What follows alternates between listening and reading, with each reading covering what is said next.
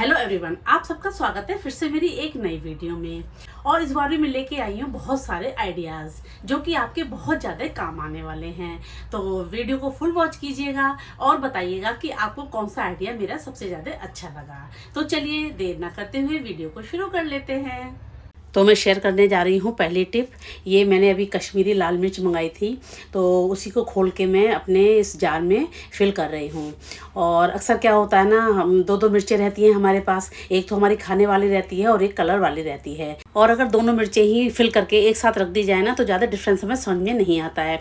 कभी हम जल्दीबाजी में दोनों मिर्चों का यूज़ कर लेते हैं। तो देखिए डिफरेंस कैसे हम पता करें, उसी के लिए मैं एक टिप शेयर कर रही हूँ। मिर्च को फिल करने के बाद जो उसका पैकेट था, तो उस पर जो लिखा था कश्मीरी लाल मिर्च, वही मैंने कट कर लिया है। और कट करने के बाद जिस जार में मैंने कश्मीरी लाल मिर्च भरी थी, उसी को मैंने टेप से इस तरह से लगा दिया है। तो दोनों का डिफरेंस आराम से समझ में आ जाएगा, क्योंकि जब भी हम कुछ बनाते हैं तो हमें थोड़ी कलर वाली मिर्च चाहिए ही होती है। तो देखिए इस तरह से आप कभी भी मिर्च यूज़ करने के लिए कंफ्यूज नहीं होंगे। टिप तो छोटी थी, लेकिन उम्मीद करती हूँ आपको जरूर पसंद आई होगी। अब देखिए मैंने ये सलाद काट के रखी है।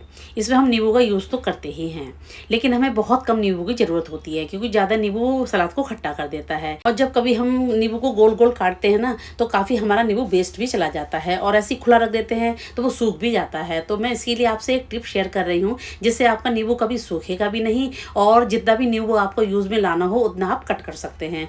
तो देखिए मैंने इस तरह से नींबू को कट किया है, जैसे आप वीडियो में देख पा रहे हो। और थोड़ा सा लिया है मैंने, और उसको मैंने सलाद पे डाल दिया है। और निचोड़ने के बाद जो छिलका था वो भी मैंने नींबू पे लगा दिया है। इससे ये होगा कि आपका नींबू कभी भी नहीं सूखेगा और फ्रेश का फ्रेश बना रहेगा। और चलिए बात कर लेते हैं टमाटर की। किसी किसी रेसिपी में हम टमाटर को भून के डालते हैं, तो उसका रेसिपी का स्वाद भी बहुत ज़्यादा बढ़ जाता है। टमाटर को बहुत तरह से यूज़ करते हैं, कोई काट के डालता है, कोई प्यूरी बना के डालता है। और अगर आप भून कर टमाटर को रेसिपी में डालना चाहते हैं, तो टमाटर को कैसे भुने वही मैं आपसे शेयर कर रही हूँ। ये मैंने लिया है विस्कर, और इसके अंदर मैंने टमाटर को फंसा दिया है, तो बहुत आराम से भुन जाता है और इसका छिलका भी बहुत आराम से उतर जाता है। तो देखिए भूनने के बाद मैंने इसको निकाल लिया है। विस्कर थोड़ा गर्म हो जाता है, जब थोड़ा ठंडा हो जाए तब आप इसको टमाटर को निकालिएगा। तो देखिए आराम से छिल रहा है, मैंने सारे छिलके इसके बाहर कर दिए हैं। और इस तरह से आप टमाटर को यूज़ कर सकते हैं। चाहे तो आप इसकी प्यूरी बना लें, चाहे आप इसको काट के डाल दें। जो आप सब्जी बनाएंगी ना, उसका स्वाद भी दोगुना हो जाएगा। तो देखिए इस तरह की छोटी छोटी चीज़ें हमारे लिए किचन में बहुत ज़्यादा यूज़फुल हो जाती हैं। तो देखिए इसको मैं काट के भी दिखा रही हूँ, कितने आराम से ये भुन गया है और आराम से कट भी रहा है। तो बताइए आपको ये टिप मेरी कैसी लगी। अच्छी लगी तो वीडियो को लाइक एंड शेयर जरूर कीजिएगा। अब देखिए इस तरह के बॉक्सेस तो हमारे घर में आते ही रहते हैं। जब भी हम ऑनलाइन कोई सामान मंगाते हैं तो डिब्बे खट्टे होते ही रहते हैं। ये भी मेरे पास एक छोटा सा बॉक्स था, तो उसका मैं यहाँ पे यूज़ कर रही हूँ। ये मेरी पोती की छोटी सी शर्ट थी स्विमिंग की, तो छोटी हो गई थी, तो मैंने सोचा इसी का यहाँ पर यूज़ कर लेती हूँ। मैंने बॉक्स को इससे कवर कर दिया है, और कवर करने के बाद आस्तीन को मैंने अंदर कर दिया है, और जो नीचे वाला पोर्शन है ना, उसको मैंने पिनअप कर दिया है, ताकि ये अच्छे से फिक्स हो जाए और हिले नहीं। तो देखिए एक सुंदर सा ऑर्गेनाइजर बनके रेडी हो गया है। इस तरह की छोटी छोटी चीज़ें हमारे लिए बहुत ज़्यादा यूज़फुल होती हैं और हमारे बहुत ज़्यादा काम आती हैं। वरना तो हम ये बॉक्स वगैरह बेकार समझ के इनको फेंक ही देते हैं। तो देखिए मैंने ये तैयार कर दिया है, और तैयार करने के बाद इसी में मैंने अपनी पोती के छोटे छोटे खिलौने इसके अंदर भर दिए हैं। तो जब भी खेलती है यहीं से लेती है और इसी के अंदर डाल देती है। इस तरह से उसके अंदर एक अच्छी हैबिट भी डेवलप हो रही है। तो देखिए इस तरह से गत्ते का खाली बॉक्स कितने ज़्यादा यूज़ में आ गया है। और चलिए बात कर लेते हैं इस तरह की बिंदी की। इस तरह के डिब्बे में आती हैं, जो कि डिब्बा बहुत ज़्यादा पतला होता है, और जब भी हम बिंदी निकालते हैं गिरने का डर बना ही रहता है।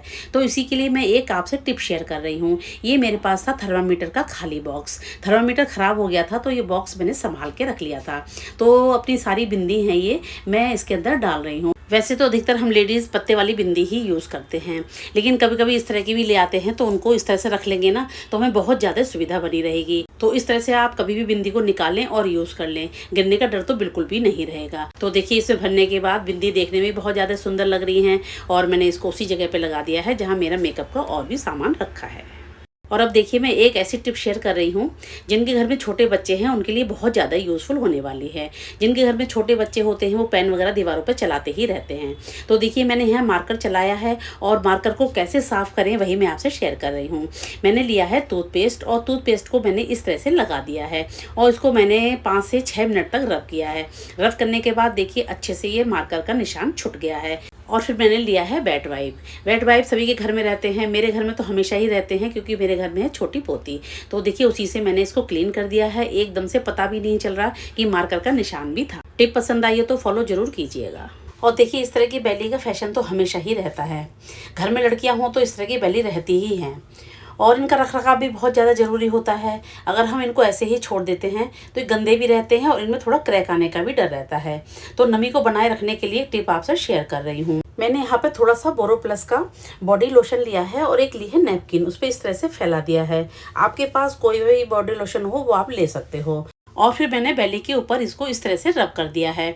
तो इससे क्या है ना कि ये एक तो साफ हो गई और दूसरे पे चमक भी आ गई और तीसरे इसमें नमी भी आ गई है। तो जब भी आपकी चप्पल बहुत समय तक के लिए रखी रहे तो आप इस तरह से इसकी केयर कर सकते हैं, ये कभी भी खराब नहीं होंगी। क्योंकि आजकल फैशन के दौर पे हम चीज़ें तो लाते ही रहते हैं लेकिन उनकी केयर करना भी बहुत ज़्यादा ज़रूरी होती है। तो बताइए आपको ये मेरी टिप कैसी लगी? अच्छी लगी तो लाइक एंड शेयर जरूर कीजिएगा। और देखिए यहाँ पे मैंने लिए हैं बॉटल के कुछ ढक्कन। बॉटल हमारे घर में आती हैं तो ढक्कन भी इकट्ठे होते ही रहते हैं। और फिर मैंने लिया है एक चाकू, उसको मैंने कर लिया था गरम और इस तरह से मैंने कट लगा दिए हैं। 2 में मैंने कट लगाए हैं, 2 को मैंने ऐसे ही छोड़ दिया है और ग्लू गन की हेल्प से मैंने इनको आपस में चिपका दिया है, जैसे कि आप वीडियो में देख पा रहे हो। तो देखिए इस तरह के 2 ऑर्गेनाइजर मैंने तैयार कर लिए हैं और ये हमारे किचन में बहुत ज़्यादा हेल्पफुल होते हैं। अभी आपको खुद ही पता चलेगा कि मैं इनका कहाँ पर यूज़ करने वाली हूँ। और मैंने इनको सामने ही अपनी किचन की दीवार पर लगा दिया है। तो देखिए इस तरह से फ्री ऑफ कॉस्ट 2 ऑर्गेनाइजर बनके रेडी हो गए हैं। इनका यूज किया है मैंने चाकू लटकाने के लिए। हम मार्केट से तो बहुत सारी चीजें लाते ही रहते हैं लेकिन जो चीज हम घर में बनाते हैं उनकी खुशी भी अलग होती है और चीजें भी हमारी रीयूज हो ही जाती हैं। तो फ्रेंड्स अगर आपको मेरी वीडियो अच्छी लगती हो, मेरे आइडियाज अच्छे लगते हो तो प्लीज मेरे चैनल को सब्सक्राइब कीजिएगा और मेरी वीडियो को लाइक एंड शेयर करना मत भूलिएगा।